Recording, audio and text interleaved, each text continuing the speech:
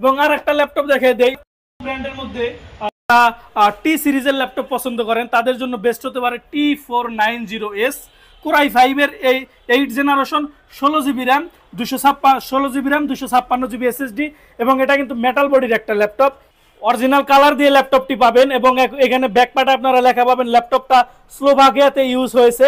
এটা হচ্ছে ল্যাপটপের ব্যাকপার্ট, এটা হচ্ছে টপ পার্ট, মেটাল বডির একটি ল্যাপটপ, এটা হচ্ছে ল্যাপটপের ফ্রন্টের পার্ট। অনেকেরই চাহিদার পছন্দে থাকে লেনোভোর মধ্যে T490S, তার অনেকগুলো রিজন থাকে, যেমন আপনার ব্যাকলাইটের বিষয় হচ্ছে কিবোর্ডের বিষয়টা হচ্ছে T490S আপনার বাটারফ্লাই কিবোর্ড থাকে। অনেক সময় যারা লেনোভো ব্র্যান্ডের ল্যাপটপ ইউজ করে কিবোর্ডের জন্য লেনোভো ব্র্যান্ডের ল্যাপটপের উপর ফ্যান হয়ে যায়, অনেক সময় আমরা এরকম কাস্টমার পাই। তো শুরুতে এই ল্যাপটপটার প্রসেসরটা আমরা আপনাদেরকে দেখিয়ে দিতে চাই। কন্ট্রোল শিফট ESC প্রসেসর হিসেবে থাকবে কোরাই 5-এর 8 জেনারেশন 4 কোর 6 MB ক্যাশ, কোনো হিটিং ইস্যু নাই।